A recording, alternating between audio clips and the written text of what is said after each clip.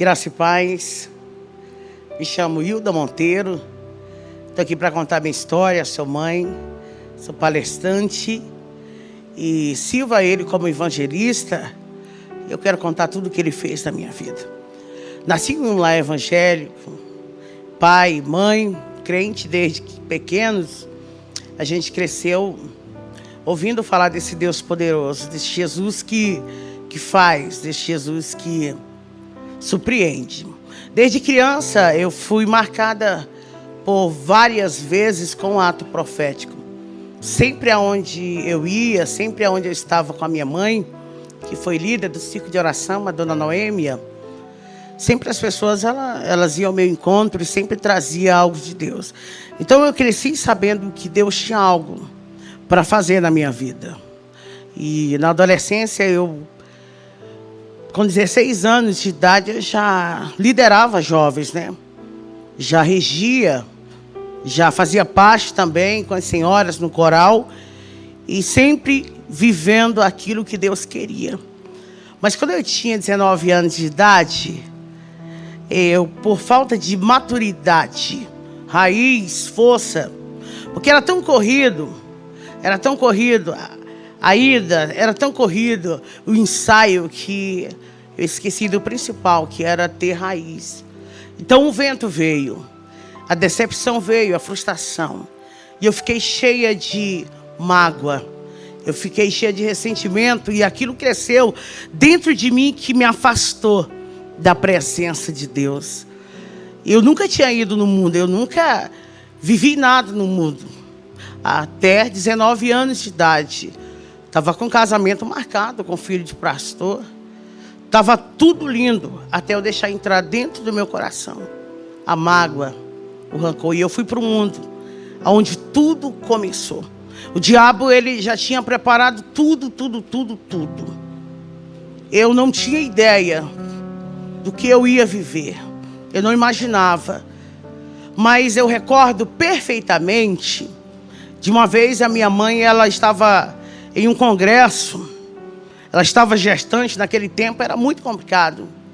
Em 82, 83, a gente não tinha recurso e ela não sabia de fato qual era o sexo da criança que estava na sua barriga. Eu lembro que um profeta, ela contando pra gente, que um profeta veio até ela e falou: olha, dentro do teu ventre tem uma menina e ela vai ser profeta, vai ser ministra, e o meu nome vai ser glorificado na vida dela. O inimigo vai fazer de tudo, mas no final vai ser o meu nome que vai ser glorificado. Caí no mundo com tudo, despreparada. Para você ver o tanto que foi sério, que a gente nunca na vida tinha passado em frente a uma boate ou algo do tipo. Então a minha primeira vez no mundo que eu fui, eu já conhecia a bebida, já conhecia a dança e eu achei interessante aquilo. E eu não queria mais saber de igreja, eu achava chato, não queria mais saber. Minha mãe sempre insistia, sempre ela dizia: Hilda, volta, filha, enquanto há tempo. Não vai, sempre ela batia nessa tecla, mas eu fui me aprofundando. E conheci o pai dos meus filhos em uma boate. Eu não imaginava quem ele era, mas ele já era um grande traficante naquela região. E a gente se envolveu. E daqui a pouco eu já estava envolvida totalmente em tudo que você possa imaginar do crime. Com um ano que eu estava afastada dos caminhos do Senhor, eu já tinha mais de 5 pontos de tráfico ali no Pará. Eu não conseguia mais sair, eu fiquei presa na maconha. Eu comecei com a maconha, o cigarro. Com a bebida eu não largava o uísque. Era 24 horas. Mas de verdade eu sentia um vazio na madrugada. Eu lembro que quando eu estava sozinho, quando o efeito das drogas, elas acabavam, as lágrimas desciam nos meus olhos. Mas eu não tinha força e eu estava já envolvida demais para retroceder. Foi quando a gente estava dominando a metade quase de todo o Pará. Mas minha mãe, ela não desistia. Tive filho, meu primeiro filho, o primogênito, que é o Lucas. Quando eu tive o Lucas, a minha família acolheu ele, pegou ele. Porque essa vida de tráfico, de correria, essa vida de assalto não é fácil. Não tem como construir família aí. É mentira, é roubada isso. A gente não consegue construir nada. A gente só consegue alguma coisa nessa vida se a gente estiver com Jesus Cristo de Nazaré. Preciso dizer para alguém que está ouvindo aqui, jovem, ei menina, não entra nessa vida, saia. O quanto antes é roubada, é fracasso. Logo após, eu ter tido Lucas, eu engravidei da minha filha Giovana. Nesse tempo eu estava tão viciada em pó, que eu tenho poucas lembranças da minha filha pequena. Nesse tempo a gente tinha tudo, tinha casa, tinha gente para fazer tudo dentro da casa, a galera do corre, tinha gente para fazer o que eu quisesse.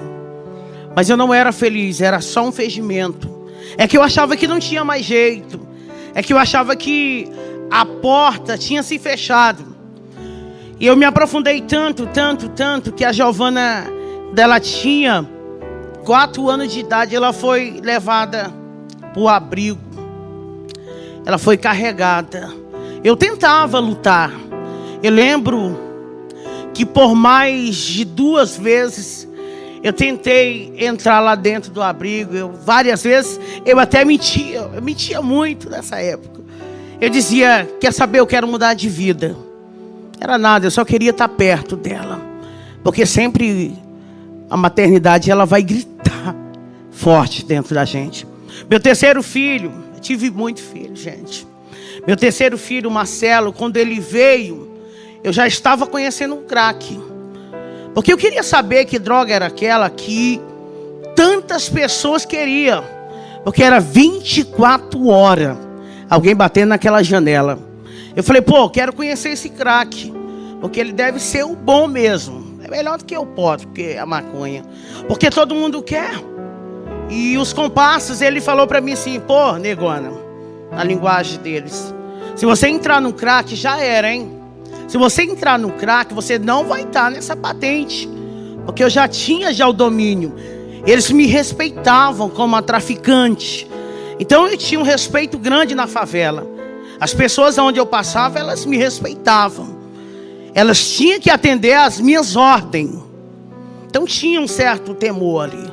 Então eles me orientaram, o crack ele está vendendo muito. Mas não entra nisso não. Só que eu tinha dentro de mim, dentro da minha mente, a ideia que nada pudesse me dominar. Que eu estava por cima. Que nada poderia me travar. Porque eu era o que eu era. E eu achava fantástico aquilo. As pessoas abrirem. Sabe, para me passar, vem chegando ela. Eu achava interessante aquilo, eu não imaginava que o que Deus tinha para mim era coisas maiores. Eu não imaginava que o que Deus tinha reservado para mim era coisas mais extraordinárias. O que o diabo dá para a gente é passageiro, mas aquilo que Deus dá para a gente é permanente. Isso é muito importante você ouvir isso. Quando eu já estava conhecendo o crack já mais de um mês, eu quero dizer que quando eu fumei pela primeira vez, eu não consegui mais largar dele. E olha que eu disse, eu me domino, mas desde o dia que eu experimentei o crack, eu lembro como se fosse hoje, que eu peguei um cachimbo e coloquei uma pedra em cima e falei, isso aqui eu quero só saber qual é a lombra. E eu não consegui mais ficar sem ele. O crack, ele se tornou tudo para mim. Tudo para mim, eu não conseguia fazer mais nada. A minha prioridade se tornou o crack. Eu não queria mais nem cheirar pó. Maconha, eu abandonei na hora. Eu falei, o crack é o que eu preciso. O crack, nessas alturas, os meus filhos ficavam indo e vindo. Até então a família, ela tentou lutar pela gente. Eles tentavam lutar, só que a gente não conseguia. Porque quando eu me afundei no crack, quando eu conheci o crack, eu não consegui mais me dominar. Então os meus parceiros, eles me abandonaram. Eles saíram porque eu já estava sendo dependente. Agora eu já não era traficante. Agora eu era uma usuária. Então tudo aquilo que eu tinha, o nome que eu tinha, foi se acabando. foi se acabando, porque eu não conseguia fazer outra coisa a não ser ficar com o cachimbo na mão 24 horas, era só dando ordem com o cachimbo. Então fui perdendo tudo, anel de ouro, cordão de ouro, moto, fui perdendo posicionamento. E o muito interessante isso aqui, gente, a catraca ela roda. Eu lembro que um dia eu estava lá em cima e quando eu dei fé eu estava nas ruas. Camandaraçúbia. Só que não estava já nas ruas. Olhando para um lado e para o outro, tentando me refazer, mas eu não tinha mais ninguém. Detalhe, você não tem amigo no mundo. Você não tem amigo do corre, você só vale o que tem. Quando você não tem mais nada, você não vale mais nada. Então não se iluda com os pássaros que batem no teu ombro. Eles vão bater até você ter para eles. No dia que você não tiver mais nada, todos eles vão virar as costas. Só que a minha mãe, ela nunca virou as costas para mim. Nunca. Todo mundo dizia: ô dona Noemi, por que a senhora não desiste? Por que a senhora não larga ela? Não adianta. Ela já saiu na manchete de novo. Poxa, a Hilda vai aparecer qualquer dia desse aí no jornal, morta. Minha mãe dizia: não, o que Deus tem para fazer na vida da minha filha vai ser feito. Por mais que eu não veja, mas o mundo vai conhecer o Deus, eu não desisto. E ela subia nos morros, nas vielas, e eu lembro que isso era tão poderoso. Eu preciso falar isso, porque tem uma mãe me ouvindo aqui, tem mães que vão me ouvir. Não desista. E ela subia na favela e todo mundo abria o caminho e dizia: vai passando uma crente, deixa ela aí, porque a filha dela está lá no morro, lá em cima.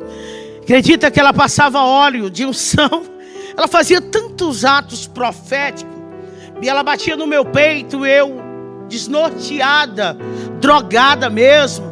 E ela batia no meu peito e dizia: Hilda, tem uma promessa de Deus para a tua vida. Eu dizia: mãe, não tem mais nada para mim nessa vida. Eu não tenho mais nada. O que eu tenho é isso aqui. O que restou para mim é isso aqui. Mas sempre ela liberava uma palavra dizendo: filha, Deus vai te resgatar. E um belo dia na Cracolândia, onde eu estava, um terrível dia, meu irmão chegou até a mim e falou assim: vamos no hospital. Eu não imaginava o que estava acontecendo. Ele disse: vamos no hospital, que a mãe está mal. Quando ele falou aquilo, as minhas pernas, elas tremeram, porque a minha base era ela. Porque meu pai não entendeu o que aconteceu, ele não conseguiu compreender. Porque para ele foi doloroso. Ele criou a gente debaixo, sabe, de muita palavra. Com meu pai era sim, sim. Meu pai é um homem direito. Então ele ensinou para a gente comprar e pagar. E agora ele tem uma filha que rouba. Uma filha que tem mais de 27 passagens na delegacia, que saiu no jornal por sequestro várias vezes. Várias vezes teve que sair no jornal: olha o tanto de arma. E os filhos, cadê? Isso para ele não suportou, então ele rejeitou. Então só tinha minha mãe por mim. E quando eu cheguei naquele hospital, ela estava dando seus últimos suspiros. E ela com aparelho nela, em cima dela. E ela dando os últimos suspiros. Eu lembro que ela virou o rostinho para minha direção. E com a mão assim, para o meu lado, ela fazia assim. E olha que ela já estava há dias. Ela entrou em coma por 3 vezes. Calma na súbia. Mas ela estava me dando um sinal ali daquele dia. Ela fazia assim com a mão.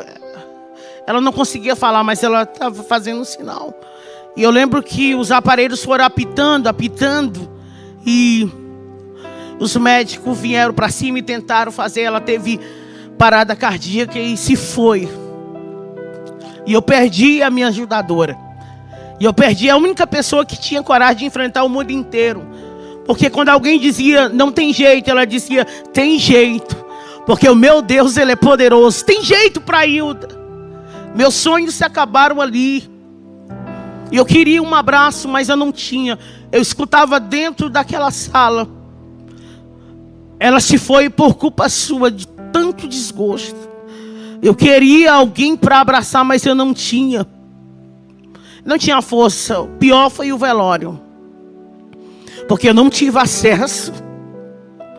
Eu tive que ficar longe. Porque os meus irmãos não compreenderam. Eles não entenderam o que aconteceu. E eu gritava lá no portão, eu gritava, deixa eu ver ela. E eu pensei, o que eu tenho agora? Meus filhos não estão comigo. Meus filhos vivem na casa de um e de outro, em abrigo. A galera que eu tinha me abandonou. E a única pessoa que eu tinha que me amava, que eu sabia que me amava, era minha mãe. E agora ela está sendo enterrada. Eu falei, eu vou ser pior do que eu fui. Agora que eu vou fazer muito mais. Eu vou fazer o dobro de tudo errado que eu fiz até hoje. Eu fiquei com mais ódio de todo mundo. Eu comecei a tramar coisas a respeito da minha família. Deus, Ele, no meio disso tudo, alguns projetos diabólicos que eu fiz contra a minha família, Ele deu livramento. Eles ouvindo aqui agora, eles sabem disso.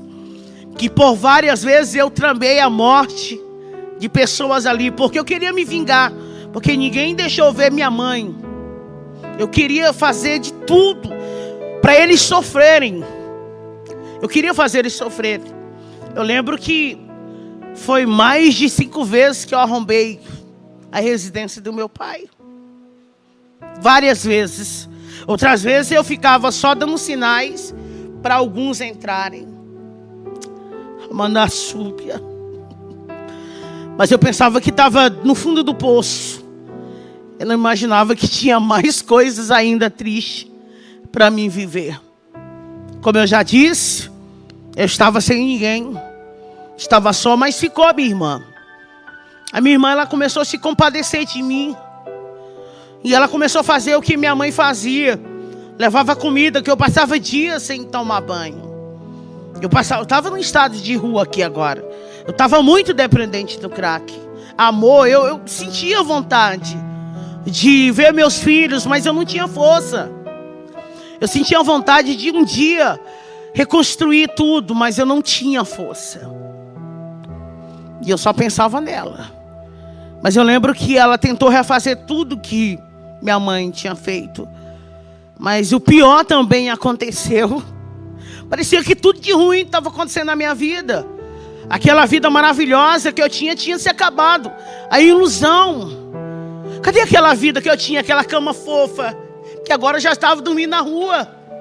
Cadê, gente? Cadê os carros? Cadê os pássaros? Não tinha mais ninguém, só tinha ela. Mas ela também morreu. Ela também se foi. O que é essa agora? O que fazer agora? Eu pensei que estava pior. Eu descobri que eu estava grávida. Não vi a criança crescer. Não vi a criança se mexer.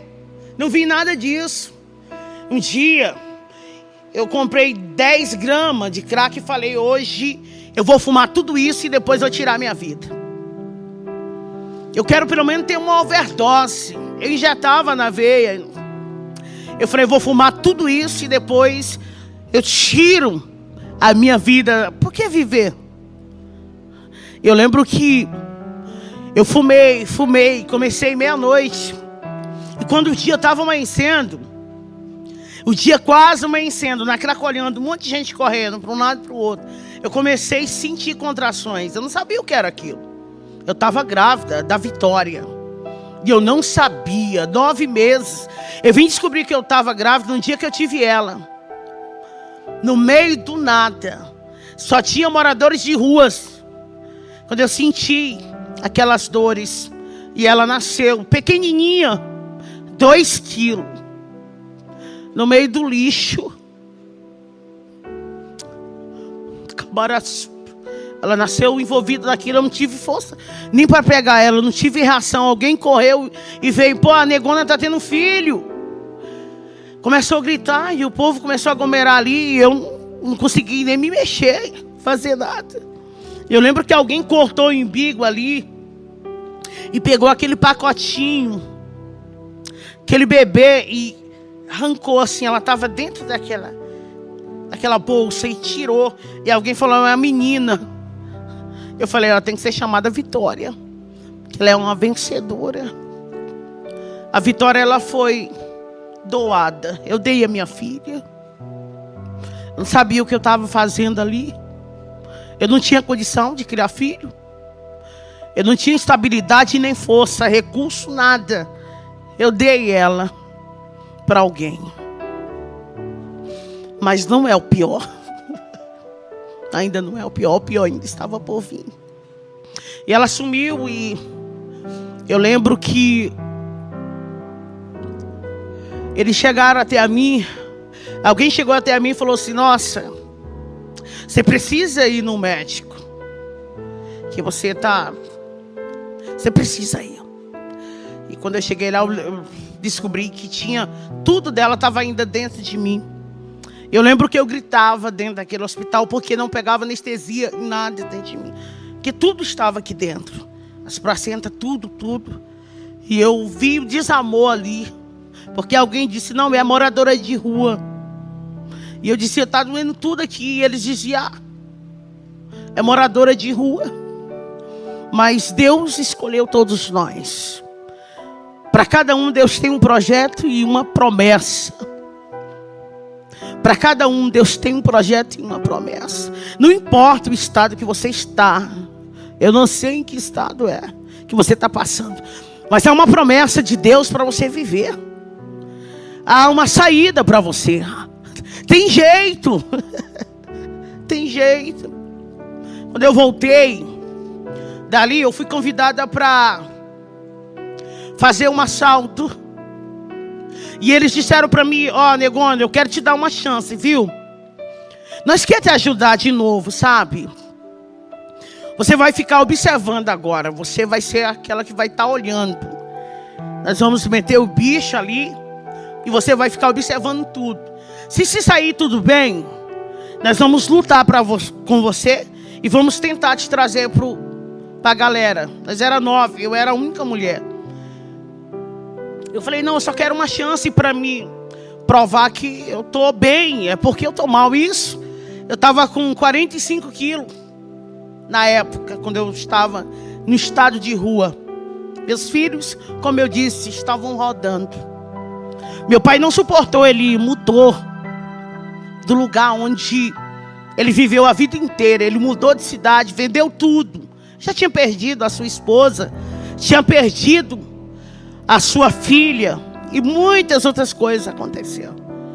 E ele mudou e disse, fala para ela se um dia ela aparecer aqui, que eu não tenho filha ladrona. Você entende? Zero expectativa. Você entende que não tinha jeito pela sociedade. Eles todos me desprezaram. Todos me desprezaram. Então aquela oportunidade eu vi como um engajamento para mim me levantar. Só que não. E a gente foi e o assalto deu certo. E a gente ficou com muita grana. Eu falei, vou dar um passo. E eu lembro que a gente foi para uma casa e a gente foi contar o dinheiro. Manassúbia. Só que o diabo, eu não estou te falando, ele tinha projetado tudo. E tinha alguém ali que não era fiel. Tinha alguém ali que não era leal. Tinha alguém que passava informação. E eu lembro que quando a gente estava contando, aquela porta, ela foi arrebentada. E eles entraram com fuzil. E foi muita coisa ali dentro. Não tinha o que fazer. A gente foi pego com fraga. Foi fragante. Tinha droga, tinha arma. Nós estávamos contando dinheiro no dia. Ninguém estava com arma no punho ali. Ninguém. Então não teve como reagir. Eles chegaram e prenderam. E eu fui direto para o presídio. O delegado falou para mim assim, Dr. Luiz Antônio, meu amigo hoje, ele disse, é 10 anos, viu? De cadeia. Para você ter ideia, eu não tinha medo, não era de puxar os 10 anos. Era dos acertos de conta dentro do presídio de mulheres. Porque eu tinha feito muita coisa, eu tinha feito muita coisa. E eu sabia que tinha alguns acertos ali. Eu também sabia que tinha gente mais forte lá dentro. Eu lembro que alguém passou o fio e disse: mata ela aí dentro, porque ela quase me matou um dia. Ela bateu tanto em mim, esses meus dentes quase todos foram arrancados, tudo ela. Mata ela pra mim na cela. Mata. Mas eu lembro que tinha uma moça chamada Helena dentro da cela, nós era 3. E ela ficava cantando o hino da harpa 24 horas. E ela ficava, porque ele vive. Nós podemos crer no amanhã. Eu tentava tampar o ouvido, eu recebi muitos presentes vindo de Deus, Bíblia, livros. Eu jogava tudo fora, eu falava: Deus nunca me amou. Porque eu cantava para Ele, porque eu regia no coral. Olha o que aconteceu, olha o que fizeram. Será que Deus existe? Amanda Súbia. E a ordem vinha lá do outro pavilhão: mata ela, mata a negona. E as outras 2 até pensaram: vamos pegar um chuncho, e na hora que ela deitar de bruça, a gente chega bem no peito e pronto, a gente dá uma chunchada nela. Só que a Helena era mistério de Deus dentro da cela. Porque quando a notícia chegou, ela disse: ela não, Deus tem algo para fazer na vida dessa negona aqui, ó. Nossa, eu vejo ela com uma potência, sabe? E eu consegui. E eu lembro que com 15 dias me chamaram de novo. E ele falou: Hilda, você vai ser solta. Eu não sabia, mas tinha uma trama por aí. Você vai ser solta. Eu falava: como assim ser solta?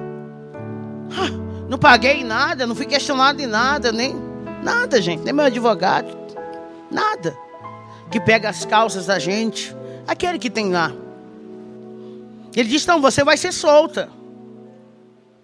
Você vai ser solta. E eu lembro que eles me levaram para um lugar. E lá tinha uma casinha preparada, sabe? Eu lembro que eles fizeram eu, aleluia, beber muita água de esgoto ali naquele dia. Eu tive que ser pisada ali.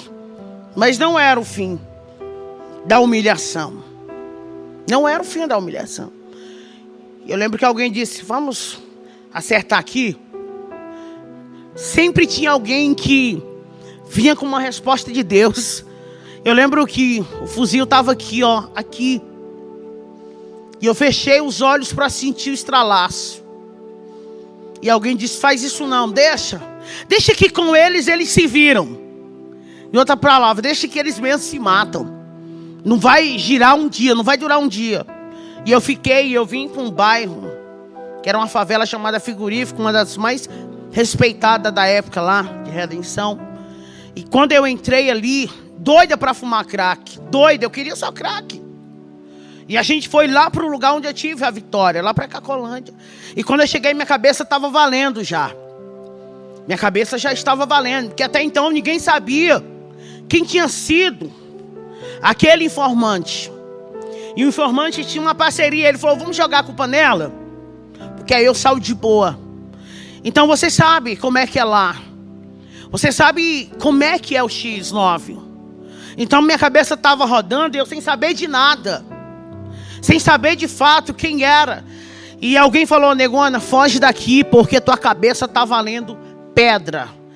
Está valendo 3.000 e muitas pedrinhas. Foge daqui. Só que quando ela disse isso, alguém disse: Hilda, negona, vem cá, chegou uma da boa. Vem fumar com a gente. E ali estava o esquema para a minha execução naquele dia. E eu fui, meu coração bateu, adrenalina, eu queria fumar. E eu lembro que eu sentei de um lado de uma garota e do lado de outra. E o cara que estava já com o esquema da execução ficou em pé. Porque ele tinha que dar sinal para os caras virem na hora, que eles estavam de moto do outro lado. E ele falou para mim: fuma tua última pedra aí, negona. Eu senti a morte ali. Mas eu não estava nem aí mesmo. Não tinha mais nada.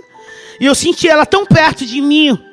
Senti algo frio, tenebroso, mas eu senti também algo diferente ali. E quando eu puxei, liguei o isqueiro e puxei para fumar aquela pedra, ele fez assim. E aqueles caras vieram. E aí chegaram bem na frente e um disse na cabeça. Atira na cabeça. E eu lembro que eles estararam. 12 disparos.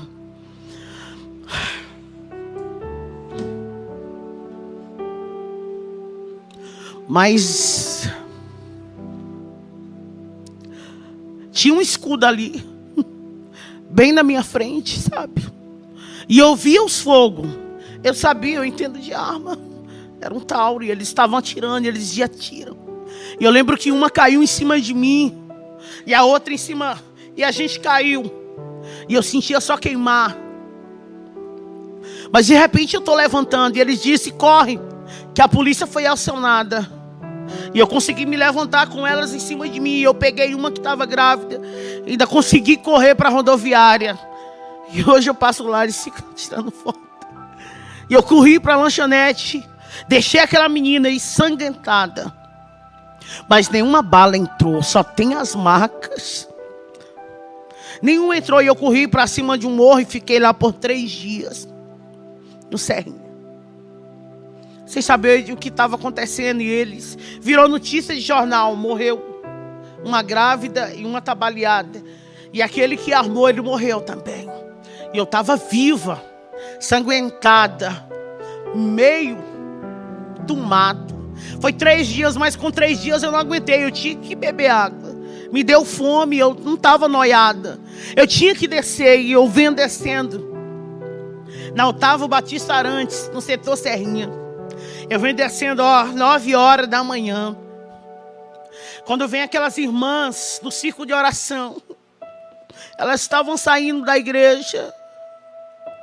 E uma marchou e disse para mim no meio da rua: foi eu que te dei livramento. Manassorirebia Candarábia. Foi eu que cuidei da tua vida. Ei!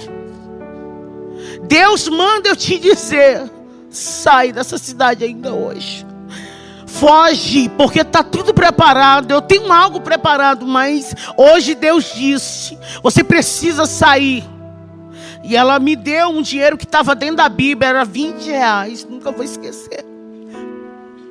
E ela orou por mim, e eu falei em pensamento. Eu falei, claro, ela está dizendo isso porque saiu no jornal. Lógico que eu estou só o sangue, por isso que ela está dizendo sobre morte. E ela disse, por que tu está pensando isso? Sou eu mesmo que estou falando contigo. Eu não vi nada em jornal. E ali eu temi, porque Deus falou sobre o meu pensamento. Eu corri, falei, vou despedir do meu pai. Eu vou pedir perdão para ele. E vou me embora daqui. E vou tentar recomeçar. Depois eu volto atrás para pegar eles. Eu preciso e eu fui. Quando eu cheguei lá, aconteceu aquilo que eu falei há pouco. Ele tinha vendido tudo e tinha ido embora. E a moça fez questão de dizer para mim: seu pai disse, se você morrer hoje, você vai ser enterrada como indigente. Você não tem família. Corri para a saída da cidade. E quando eu olho para trás, tinha 2. Eles conseguiram me alcançar. E eu fui esfaqueada ali. Quando eu acordei, eu estava no regional. Eu passei 30 dias. As minhas pernas, elas foram atingidas. Quase cortaram minha veia. Eu quase fiquei paralítica. Foi Deus que tinha uma obra. E eu lembro que o médico que ficou me atendendo nesses 30 dias, ele batia assim no meu ombro e dizia: você já foi crente alguma vez? Você já foi crente? Porque eu sou católico, eu acredito na Nossa Senhora, mas você tem algo para viver, porque alguém morreu ontem com 2 facadas e você está toda cortada, está viva. Quer um conselho? Volta para o Jesus teu. Até ele, um médico que era católico, ele tinha um rosário e tudo, no jaleco dele, tudo tinha a imagem da santa. Ele ministrou sobre mim, sabe? Volta para Jesus. E eu falei, vou voltar. Meu braço, ele saiu do lugar. Eu tenho marcas na pele, mas o que mais dói é as marcas da alma, porque as consequências, ninguém foge dela. Por isso que eu estou falando para você, as consequências, elas vêm. Eu choro no Natal, que as consequências, elas vêm. Não é que eles não gostam, mas as consequências, elas vêm. Não é que eles não querem ter eu perto, é que as consequências, elas estão ainda em evidências. Eu saí daquela cidade, virei, me tornei Andaríria. Uma cidade num dia, outra cidade no outro dia. Eu ficava em ambientes de prostituição. Era ali que eu ficava, onde eu tinha comida, e ali eu vendia droga, fumava, vendia, fumava, até que eu fui para o último paradeiro. Meu último paradeiro, Marabá, Pará, foi ali na 32, que ali acabou. Não tinha mais força para nada, então minha droga era o Tine. Quando não tinha, eu ficava cheirando cola e eu só ficava pedindo esmola na porta da rodoviária. Eu preciso falar para alguém aqui. E várias vezes eu via os pastores entrando na rodoviária, missionários, e eu ficava olhando para eles, querendo ouvir uma palavra. Eu queria ouvir deles assim: ei, Deus te ama. Ninguém falava nada. Seja diferente. Seja diferente, comece a olhar para a alma de alguém. Comece a enxergar o interior, não o exterior. Tem alguém pedindo socorro e você passa e não vê. Mandagaçúbia. Eu queria os pastores com as bíblias lindas, sabe, todos bem preparados, missionários, cantores, passavam ali, eu ficava na porta da rodoviária pedindo esmola. Eu queria só uma moeda para mim comer, comprar alguma coisa para mim comer com aquela moeda. E não tinha uma palavra: Jesus te ama. Não tinha uma palavra: tem jeito. Mas Deus visitou a dona Ildenê, uma crente, e Deus falou para ela: tem uma filha minha lá no meio daquela rua. E chegou o tempo de eu dar um ponto final nisso. Andara sébia, você não vai ficar aí a vida inteira. Tem providência de Deus, socorro de Deus chegando para a vida de alguém agora. Estou sentindo uma unção de Deus aqui neste lugar. O Espírito Santo de Deus manda eu dizer que está chegando um livramento. Uma porta se abre para a tua vida aí. Remaraçúbia, visita alguém por causa do teu nome, por conta de uma promessa que eu te fiz. Deus visitou a dona Idenê. Ela tinha uma barraca de comida do outro lado. E Deus falou para ela: vai lá e pega ela e cuida dela para mim. Ela chegou com uma marmita perto de mim, no meio de mais de 50 moradores de rua. A gente brigava por papelão para dormir, gente. Quantas vezes na minha vida eu ia na lixeira, revirava ela para me comer. Eu comi guardanapo muitas vezes, sentindo o gosto da comida. É barato. E ela foi até o meu encontro. E ela disse: senta aqui. Estou vendo a cena aqui. É como se eu estou vivendo tudo, sabe? E ela falava assim: conta a tua história. Eu falei: minha história não existe. Sou um morador de rua. É isso que a senhora está vendo. E ela: não, conta a tua história de verdade. Conta a tua história, porque Deus me disse que você tem uma história. Conta ela para mim. Eu falei: não, eu só quero comer. E ela olhou para mim e disse: qual é o seu nome? Eu disse: é Hilda. Ela disse: Hilda, a partir de hoje, na rua você não fica. Ela disse: Hilda, a partir de hoje você vai ter uma cama para dormir. Eu vou te ajudar. Eu falei: não, mas eu sou usuária de droga. Eu sou ladrona. Eu falei mesmo. E ela disse: não importa. Por você eu vou pagar o preço, porque Deus mandou fazer isso. Mandagaçúbia. Relabracalacébia. E talvez você fique se perguntando por que você ora tanto por alguém, né? Que está aí. É isso. Ela me levou para a casa dela. Quando eu cheguei na casa dela, o marido dela levou um susto. Os filhos músicos, crente, pastor de igreja, outro presbítero. E eles levou um susto porque é estado de rua. Aquele cabelo que nunca foi penteado na vida. Chiclete, tudo que você pudesse pensar colado. Seca, só o lixo. Eu na porta magra, acabada, destruída, descalço. E ele disse: você enlouqueceu, Ildenê. Que isso? Ela disse: não, foi Jesus. Eu lembro que eles foram rapidinho para a cozinha e alguém disse assim: mãe, ela vai matar a gente quando a gente estiver dormindo. Ela parece um bicho, mãe. E ela disse: não, filho. Não vai acontecer nada disso não, porque o Deus que mandou fazer isso, Ele se responsabiliza. Deus vai te dar recurso pelaquilo que Ele confiou a você. Ela começou a lutar comigo. E eu ia para a igreja e eu caía possessa. E eu manifestava. Foi 1 ano ela me levando para a igreja, 1 ano. E eu dizia: por que você não desiste? Ela dizia para mim: Ilna, quem desiste não vive as coisas grandes de Deus. Você tem um sonho? Não desista, porque só aquele que persiste vai viver o que mais ninguém viveu. Ela não desistia de mim e eu ia para a rua mesmo assim. Ela começou a pagar curso para mim. Ela falou: olha, eu vou te transformar em uma cozinheira maravilhosa, uma profissional. Nossa, você vai ser líder de cozinha aí, garota. Você vai ter uma profissão. Que os meus sonhos tinham se acabado lá com 19 anos. Meu sonho de ser médica que eu tinha lá, com 19 anos eu entreguei ele. Eu comecei a fazer cursos e cursos e cursos. Daqui a pouco não é que eu estava profissional mesmo. E não é que eu me tornei chefe mesmo de cozinha, gente. Eu comecei a liderar pessoas. E eu já estava criando fórmulas, já estava com aparência melhorada. Isso já tinha mais de 2 anos. Sem notícia nenhuma dos meus filhos, nada. Sem saber onde eles estavam, meu pai, nada. Eu estava me erguendo. Mas o crack, eu não conseguia largar o crack. Eu não conseguia. Eu tinha um salário bom ali.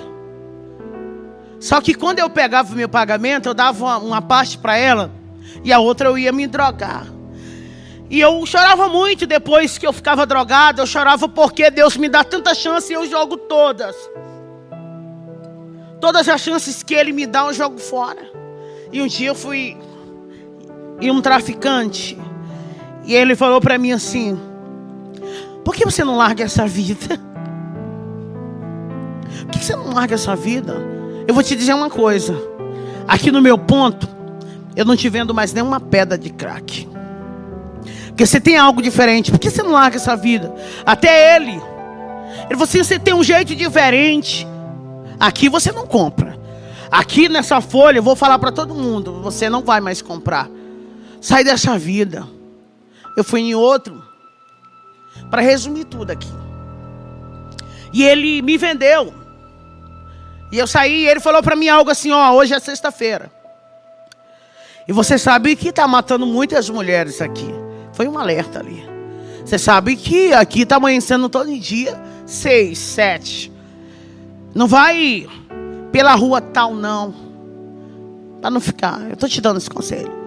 Só que aquilo foi algo tão tentador por conta da adrenalina que o crack faz a gente sentir. Que eu falei: nossa, essa rua, o que tem lá? Eu fiquei pensando, e o diabo, ele estava ali. E ele falou: boba, vai por ela mesmo, que é bem perto.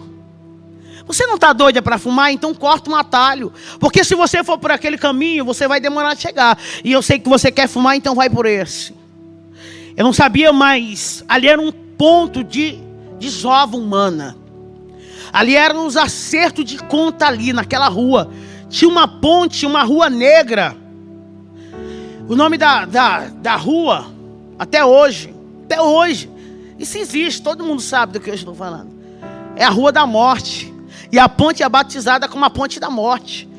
E o diabo disse: passa, porque era a última cartada dele. Que ele tinha feito de tudo já para me tirar a vida. Só que a minha vida era do Senhor. Ele fez muita coisa, só que na minha vida Ele nunca tocou. E quando eu vou passando na ponte, louca para fumar descalço, porque eu já estava vivendo as loucuras da reação do crack. Eu quase perdi esse meu dedo aqui, porque eu ficava fazendo assim no asfalto. Eu puxava o cabelo, eu via pessoas que não existiam. Ninguém sequer tinha coragem de fumar uma pedra comigo. Porque logo que eu fumava, eu ficava agressiva e atacava todo mundo. Eu lembro que eu batia, eu corria, eu tirava salto no meio da pista. Eu puxei os meus cabelos todos aqui. Isso aqui já é um trabalhar de Deus.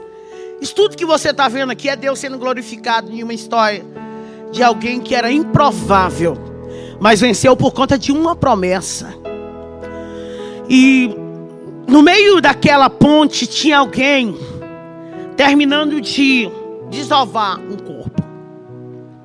Eu lembro que o isqueiro dele foi aceso e ele estava com uma arma desse tamanho, uma arma branca, um facão, e aquele corpo estava todo já cortado. Estava tendo uma execução. E eu lembro que eu parei no meio daquela ponte da 28, em Marabá. Eu dobrei meus joelhos porque eu estava pisando nos órgãos dela ali no meio da ponte. Estava fazendo barulho, o sangue pingava na água e fazia tchá. Quando eu olhei, que ele riscou o isqueiro de novo, só estava daqui para cima. Ele tinha cortejado a menina. Saiu no jornal isso tudo. Isso aqui saiu no jornal. Isso aqui não tem como esconder. Isso aí, o mundo viu. O Pará viu. Foi um acerto de conta. Porque alguém namorou alguém que não podia. Cuidado, filha. Ouça sua mãe e o seu pai. Ouça os seus líderes. Não, amigos que te arrancam da presença de Deus não são amigos.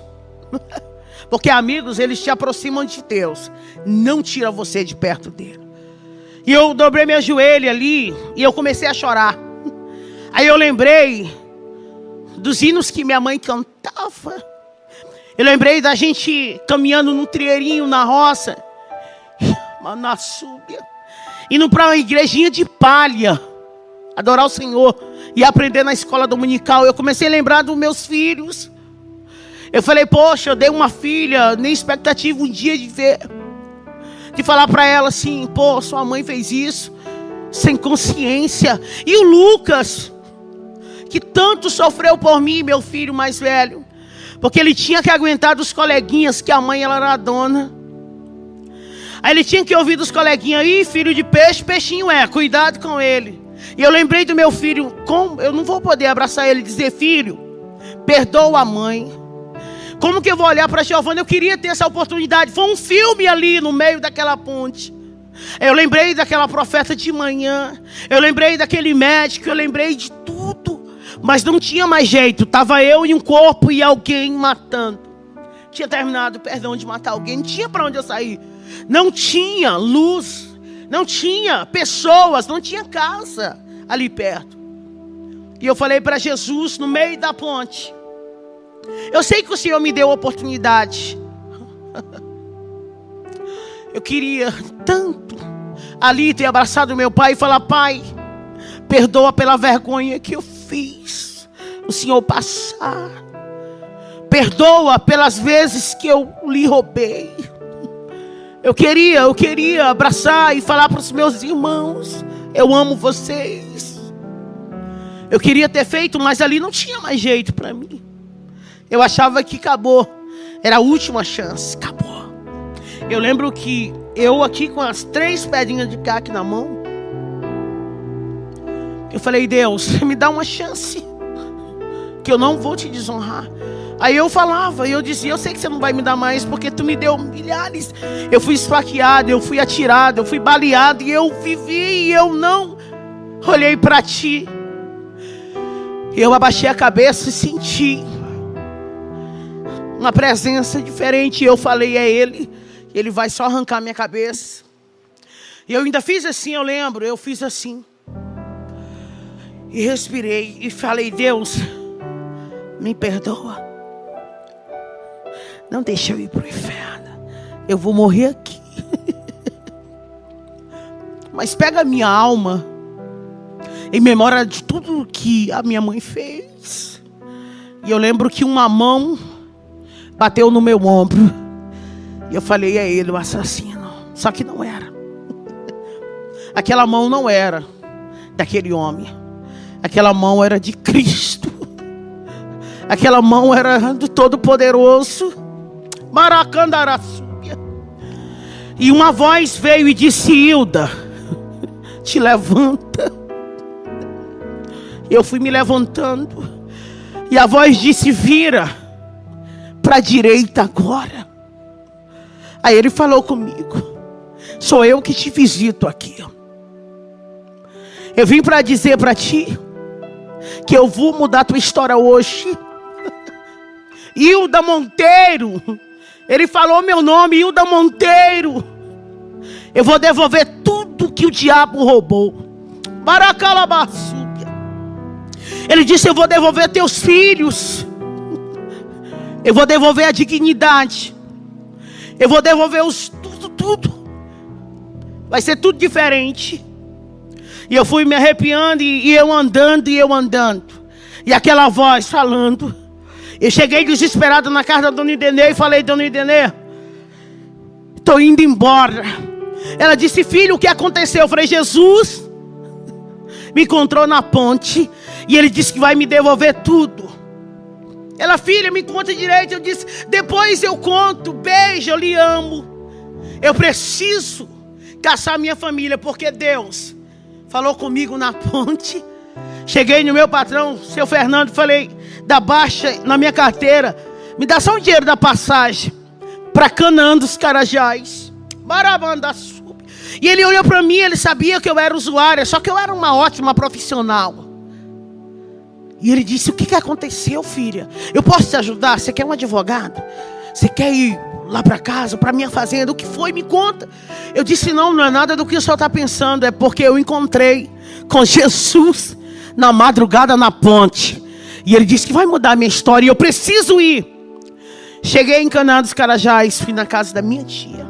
Eu tinha passado lá em 2011, só que não foi boa. Minha passagem ali foi horrível. Fui até presa na época, por conta de furtos. E ela tinha vergonha, e eu bati no portão dela.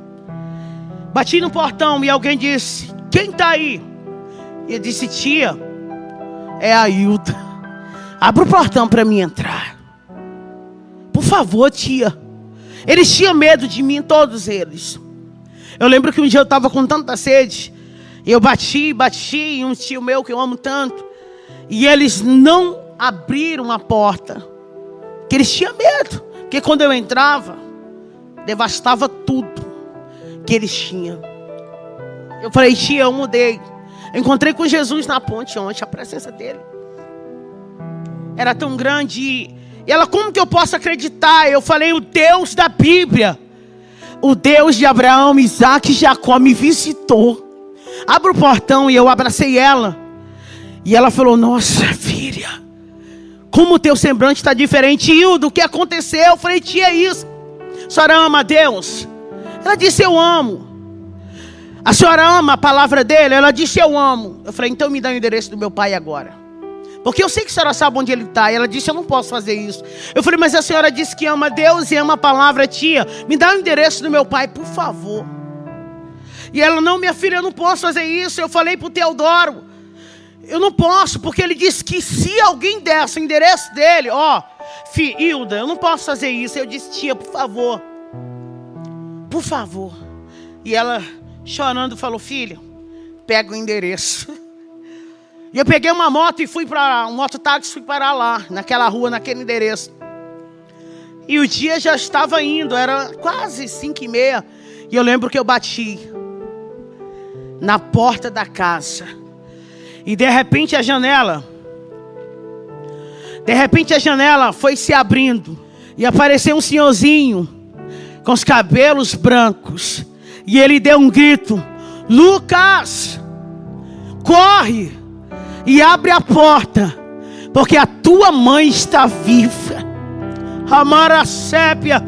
Jesus já tinha feito tudo por mim. Jesus tinha visitado meu pai, gente. E Deus tinha dito para ele: abraça ela, porque agora uma nova história, Rebanassúbia, eu faço para Hilda Monteiro. E ele me abraçou e disse: filho, o que é meu é teu, a minha casa é tua. Filha, com 1 ano, eu encontrei os meus filhos. Eu achei a Giovana no abrigo. Foi tão lindo que as pessoas se disponibilizaram lá no conselho tutelar para me dar todo o suporte que eu precisava, o recurso para me buscar meus filhos. Quando ela me viu, ela disse: mãe, a senhora veio me buscar. Mãe, a senhora veio me buscar. Eu falei: filha, eu vim te buscar. O estado que ela estava era deplorável. Peguei meu outro filho, o Lucas, a gente já estava tudo junto. E a gente começou a viver tudo que Deus disse que a gente ia viver. E Deus começou a fazer as coisas crescerem. E a minha casa estava bem. E eu comecei a entender o que era propósito e chamada. Então eu conheci a palavra de verdade. E eu me apaixonei. E eu comecei a pregar. Comecei a cantar novamente. E eu cantava e eu pregava. E Deus dizia: conta o que eu fiz na tua vida. E eu comecei a ficar em guerra e falando: Deus, o que eles vão falar? O que eles vão pensar? E Deus disse: Hilda, não é sobre o que eles pensam a respeito de você, é sobre o que eu penso a teu respeito. Abra a tua boca e fala tudo o que eu fiz, porque o meu nome vai ser glorificado no Brasil inteiro. Porque o meu nome vai ser glorificado nas nações. Porque o Deus Rebandagassúpia do impossível, Deus que pega o pecador, que ergue do pó, do monturo necessitado, e faz ele se assentar com príncipes, é o Deus que está falando contigo. Bem, estava fluindo tudo. Só que eu queria encontrar a minha filha. Aqui eu dei ela. Estava tudo lindo, eu com os meus filhos. E eu comecei a me dedicar, a fazer tudo. Era uma cobrança dentro de mim. Eu dizia: eu tenho que fazer tudo por eles, porque eles sofreram tanto. Hoje eu quero dizer para vocês que meu pai mora comigo tem 7 anos.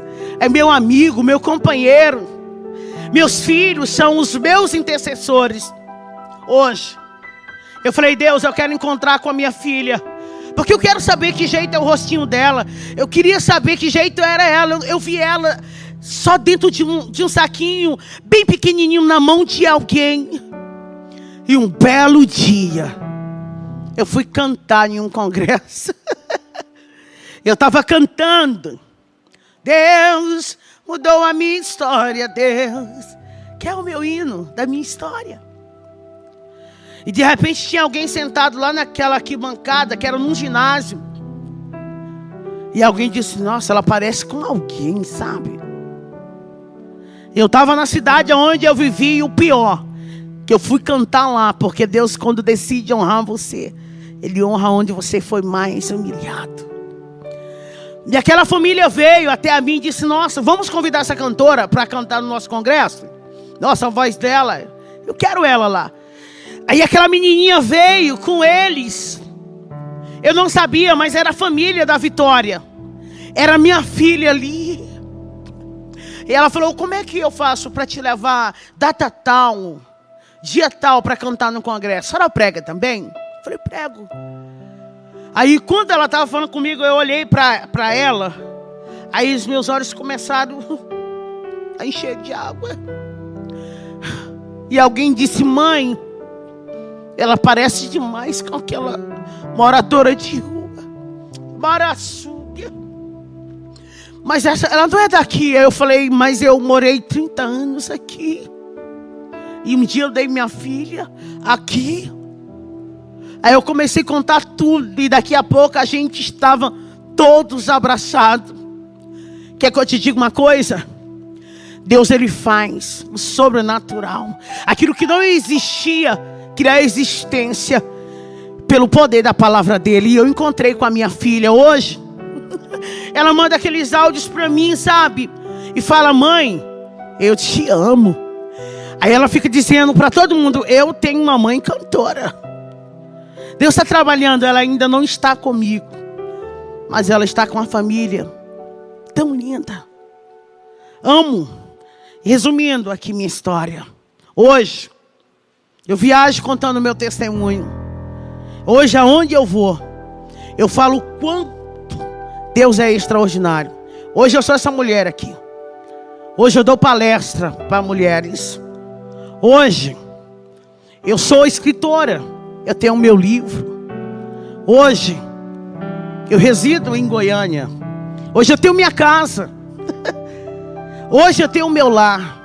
Hoje eu vivo as promessas de Deus. Porque se o pai tivesse olhado para o filho que saiu da casa com tudo, pelo um olhar humano, ele não tinha deixado o filho entrar. Mas o filho veio sem nada, destruiu tudo que ele tinha, perdeu-se. Mas um dia ele voltou e o pai abriu as portas. Hoje eu só estou aqui vivendo essa promessa de Deus, porque o pai abriu a porta. Eu termino aqui dizendo que a porta de Deus está aberta para a sua vida. Acredite nas promessas de Deus. Não desista, porque o que Ele tem para a sua vida está só começando. Hoje eu viajo no Pará inteiro e as pessoas falam: nossa, você era aquela. Hoje nós estamos aqui para viver esse sonho que um dia Deus sonhou. E eu encerro dizendo: muito obrigada, meu Deus. Hoje eu estou restituída. Hoje eu estou vivendo tudo que minha mãe chorou um dia e profetizou. Não desista, porque Deus é fiel.